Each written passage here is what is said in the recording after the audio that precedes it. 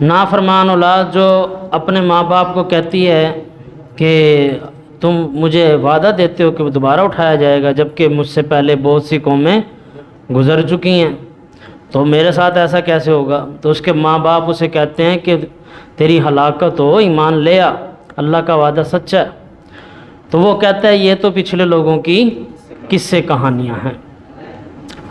تو اب یہی بات آگے چل رہی ہے، اس لیے میں نے پچھلی بات ساری دہرائی ہے، کیونکہ پھر اگلی بات ورنہ آپ کو سمجھ نہ آتی۔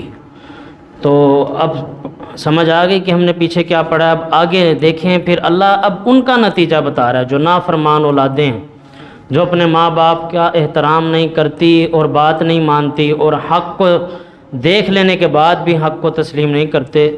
تو اللہ فرما رہا ہے اولئک الذین، یہی وہ لوگ ہیں حق علیہم القول، جن پر ثابت ہو گیا ہمارا عذاب، یعنی ہمارے عذاب کی بات ان پر پکی ہو گئی، حق ثابت ہو گیا۔ یہاں کسی لفظ کا ترجمہ عذاب نہیں ہے، لیکن یہ جو بات آئی ہے نا حق کا لفظ ہے، حق علیہم القول، کہ ہماری بات ان پر ثابت ہو گئی، حق ہو گئی۔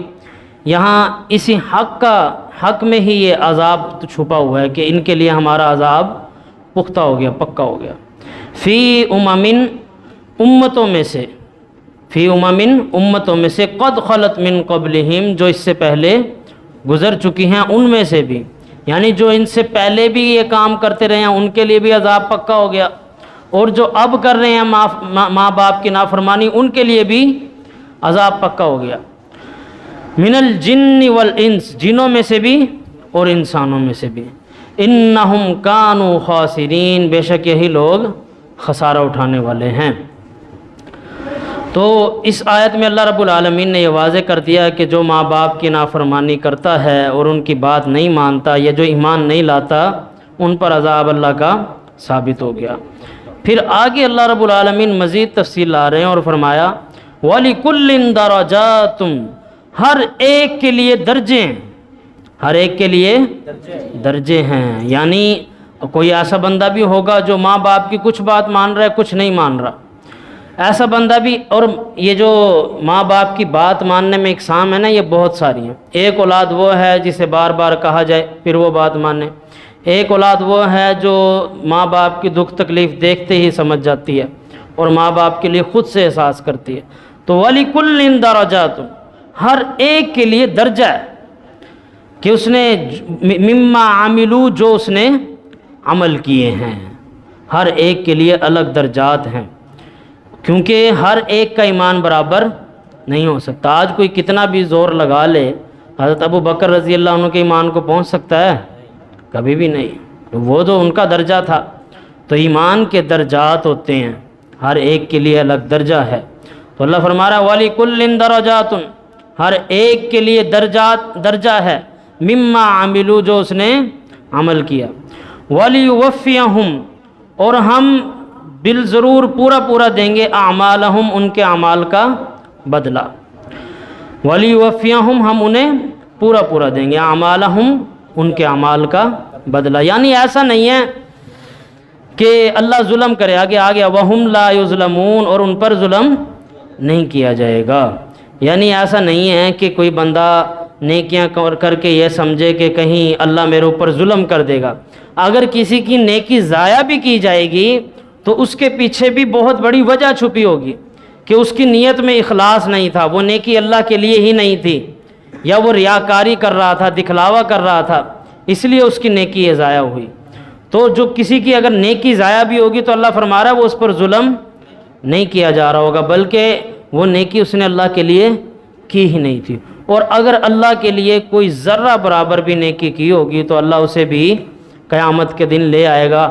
فَمَن يَعْمَلْ مِثْقَالَ ذَرَّةٍ خَيْرًا يَرَهُ، اگر کسی نے رائی کے دانے کے برابر بھی نیکی کی ہوگی، خیر کا کام کیا ہوگا، ہم اسے بھی لے آئیں گے۔ وَمَن يَعْمَلْ مِثْقَالَ ذَرَّةٍ شَرًّا يَرَهُ، اور اگر کسی نے رائی کے دانے کے برابر بھی کوئی برائی کی ہوگی، ہم اسے بھی لے آئیں گے۔ تو ہر ایک کے لیے الگ درجات ہیں، ہر ایک کا الگ رتبہ اور مقام ہے، ہر ایک کا حساب اسے جو دنیا کے اندر چیزیں دی گئی ہیں اس حساب سے لیا جائے گا۔ یعنی ایسا نہیں ہے ایک بندہ ہے جس کے پاس کوئی مال و دولت ہے ہی نہیں، اب اس سے یہ حساب نہیں ہوگا کہ تو نے مسجد کیوں نہیں بنوائی، تو نے حج کیوں نہیں کیا، یہ نہیں ہوگا۔ اسے جو سرکمسٹانسز دیے گئے ہیں دنیا کی زندگی میں، جو اسے مہیا کیا گیا ہے اس کے مطابق ہی اس سے سوال ہوگا۔ جو اس کے بہن بھائی ہیں، جتنا اسے مال دیا گیا، جیسا اسے گھر دیا گیا، جیسی اسے بیوی دی گئی، جیسا اسے ماں باپ دیے گئے، اسی کے مطابق اس سے سوال ہوگا کہ اس میں رہتے ہوئے اس نے کیسے انصاف کیا۔ تو اللہ فرما رہا ہے کسی کے اوپر ہم ظلم نہیں کریں گے، اسی کے مطابق سوال ہوگا۔ تو کوئی یہ نہ سمجھے، اب مالدار سے تو یہ سوال ضرور ہوگا کہ حج کیوں نہیں کیا، مال ہونے جس کے پاس استطاعت ہے اس پہ تو حج فرض ہے۔ اور یہ جو اتنے بڑے بڑے بزرگ ہو جاتے ہیں اور کروڑوں اربوں کے مالک ہیں، وہ کہتے ہیں بس جی ابھی دیکھتے ہیں ان بچیوں کی شادی کر دیں، اس کا یہ کر دیں، اس کا یہ کر دیں، پھر حج کی طرف آئیں گے۔ تو ان لوگوں پر حج فرض ہے، چوکے دن لگتے ہیں حج کرنے میں، پہلے حج کر کے آ جاؤ، فرض کام ہے اسے پورا کر لو۔ اور لوگ اسی ضمن میں غلط مثالیں بھی دیتے ہیں کہ حج پر نکل گئے، بیٹیوں کی شادی نہیں کی، بیٹے کی شادی نہیں کی، یعنی نشانہ بناتے ہیں نیکی کو، ایک نیکی کو صحیح ثابت کرنے کے لیے دوسری نیکی کو نشانہ بناتے ہیں۔ یہ بھی غلط نشانہ بناتے ہیں کہ کہتے ہیں فلاں ہمسائے غریب تھے، وہ مسکین تھے، وہ ضرورت مند تھے، فلاں یہ تھا، اور یہ مسجد میں صفے بانٹ رہا ہے، یہ مسجد میں صفے بچھوا رہا ہے، یہ جی حج کے لیے نکل گیا، یہ عمرے کے لیے نکل گیا، فلاں ضرورت مند کی ضرورت پوری کر دیتا۔ بھائی اس کی ضرورت پوری کرنا بھی نیکی ہے، لیکن اس کا مطلب یہ نہیں ہے اب اس کی ضرورت پوری نہیں کی تو تم دوسری نیکی کو نشانہ بناؤ اور یہ کہو کہ اگر اس نے فلاں کی مدد نہیں کی تو اس کا عمرہ بھی گیا، اس کا حج بھی گیا، اس کی نمازیں گئی، فلاں کام بھی گیا۔ تو ایک نیک عمل کے لیے دوسرے کو نشانہ نہیں بنایا جا سکتا۔ اگر ایک نیک عمل کوئی کر رہا ہے تو اس کو بچ کرنے دو۔ جھوٹ بولنا ایک بہت بڑا گناہ ہے، لیکن لوگ نیکی کو نشانہ بنا کر کہتے ہیں کہ یہ بندہ یہ فلاں نیکی کرتا ہے، ویسے یہ نمازی ہے، ویسے یہ نمازی ہے، اور اس کے کام دیکھو یہ جھوٹ بول رہا ہے۔ بھائی جھوٹ جب اس نے کلمہ پڑھ لیا تھا اسی وقت نہیں بولنا تھا، جھوٹ نہ بولنے کے سائن اس نے اس وقت کر دیے تھے جب اس نے کلمہ پڑھ لیا تھا۔ جھوٹ بولنے کے سائن یہ نہیں ہے کہ وہ نماز پڑھ رہا ہے، نماز ایک الگ نیکی ہے، جھوٹ بولنا ایک الگ گناہ ہے۔ تو نماز کی نیکی اسے ملے گی، جھوٹ بولنے کا اسے گناہ بھی ملے۔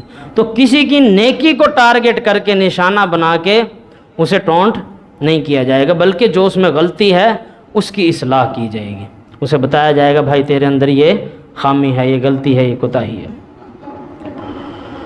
تو اللہ فرما رہا ہے وَلِكُلٍّ دَرَجَاتٌ مِّمَّا عَمِلُوا، ہر ایک کے لیے درجے ہیں جو انہوں نے عمل کیے۔ وَلِيُوَفِّيَهُمْ، اور انہیں پورا پورا بدلہ دیا جائے گا اعمالہم، ان کے اعمال کا، وَهُمْ لَا يُظْلَمُونَ، ان پر ظلم نہیں کیا جائے گا۔